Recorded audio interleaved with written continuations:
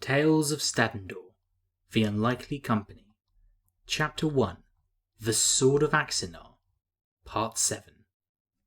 Xander stood there, motionless, with all three staring back at him, waiting to hear what he had to say. The young man then cleared his throat and began to explain himself. Well, when I was a child, I heard all the stories and the legends about the Saltwood. When King Arthur led his army against his enemy, he carried with him a powerful weapon. You see, before he was a king, he was a nomad. During his travels, he found an object, a sword of great magical power. It was called the Sword of Axanar.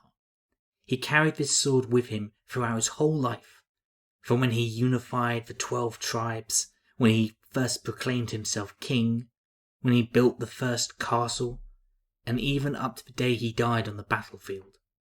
Some stories even said that he was buried with the sword. Volgar let out a huff of disbelief. This weapon you speak of, I've encountered hundreds of enchanted objects in my lifetime. What makes you think this sword is any different? Tillman raised his hand and proudly presented the scroll between his fingers to draw everybody's attention. Xander, Volgar, and Pablar noticed the rolled parchment, but not one of them seemed to exert that same sort of interest. This sword is no mere enchanted longsword crafted by some lowly smith and deranged hedge wizard, Tillman proudly proclaimed. This great sword was crafted in the days of the Isarian Empire, under the craftsmen of the metal weavers and the powerful mage lords of the era. Powerful Isarian magic merged with molten metal led to the creation of a sword given to the Grand Marshal of the Empire. The magic infused into the sword is Isarian. That sort of magic is lost to the pages of history. We can't recreate it. Pablar sucked his teeth in reaction to Tillman's words. The magic of that era was hardly of note. Only humans would value such a destructive power. Tillman once again raised the scroll towards the elf and playfully jabbed him with the rolled up parchment. That destructive magic, as you call it, was strong enough to drive your people east. It gave us our freedom and established the greatest human empire ever to exist. In the moment, Volgar managed to snatch the scroll from Tillman by sliding it through the man's fingers. Unravelling the parchment with ease, the dwarf examined its contents. Xander rushed to stand beside Volgar, as he was curious to see what was written upon it. Xander could only see thousands of words jumbled together as he could not properly read. What is it? He asked the dwarf. Volgar could read every single word as it was written in the common tongue. Hundreds of sentences tightly packed together with varying descriptions of locations and objects. His eyes darted from side to side, reading as much as he could. Taking in these words only confused him further. Well, it's not a map, the dwarf replied with sarcasm in his voice. Scrunching up the long parchment as best he could, Volgar presented it to Tillman, grabbing the scroll back from the dwarf with a scowl. This is more than a map, Tillman exclaimed. This is the last confession of Prince Justinus, Duke of Grassgold, and the last of the House of Pencaven. Do you have any idea the means I exhausted in efforts to retrieve it? Xander witnessed Tillman attentively roll the scroll back into a neatly formed bundle. Volgar simply scratched his beard. How could the deathbed confession of some childless prince help us find this tomb? It's more than just a confession. He gave a detailed account of how to reach the tomb of the legendary king and everything to watch for as we travel. Xander let his eyes wander from the three and drifted towards the tree line, close to where he was. The surrounding woodland seemed serene, yet lacked that certain charm. Even under the fading sun, Xander wondered how the forest would appear at night. He had never tried to explore the woodland after sunset, nor had anyone else he knew. So you expect us to follow the directions of a few scribbles in order to find the fabled weapon? Pablar asked. The leader of the company simply shrugged with a smug grin. This gives us far more detail than any map could. After the death of Arthas, many of the House of Pencavern, who ruled the kingdom for centuries afterwards, all had to reach the tomb as a rite of passage. This is the first-hand records by someone who has walked the exact same road that we are now.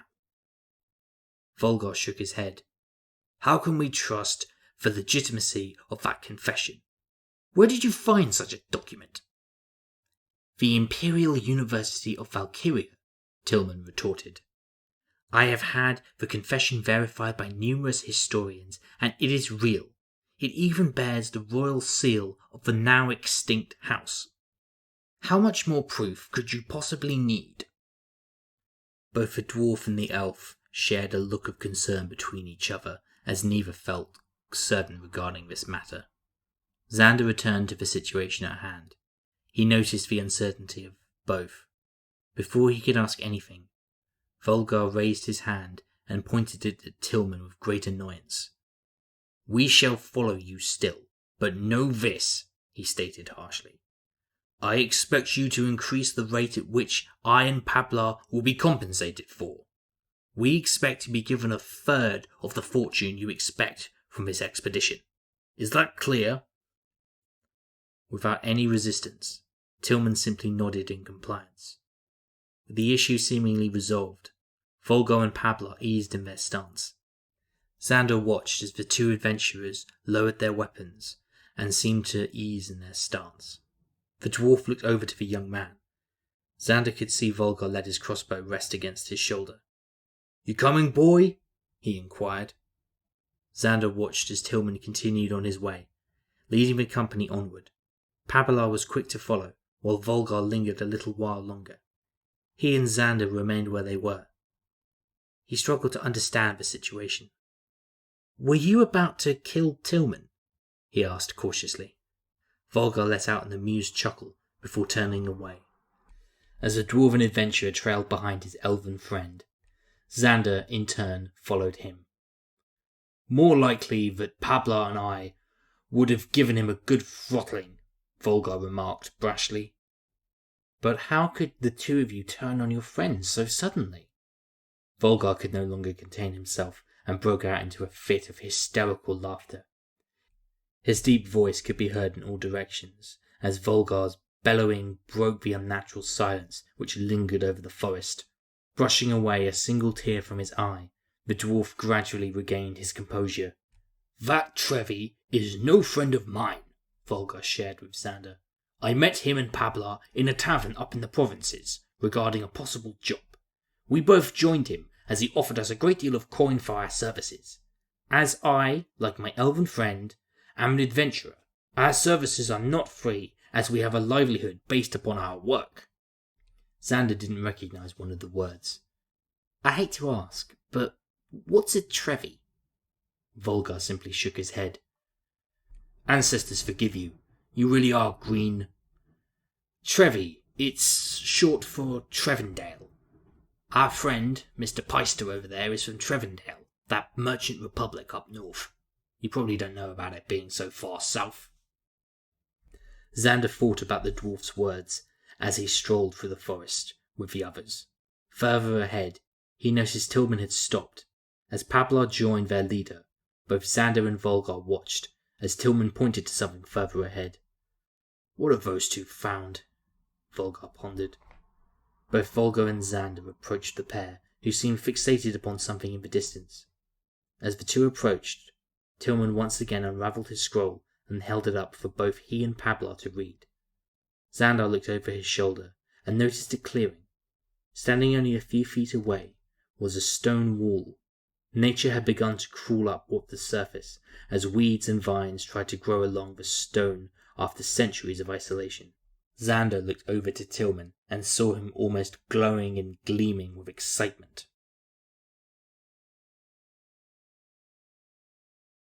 If you've enjoyed our work, please consider supporting us on Patreon. Every subscriber will gain early access to upcoming episodes, early access to upcoming comic books, and additional content such as short stories and novels and novellas. So subscribe and stay tuned for more episodes of Tales of Stattendor, the Unlikely Company.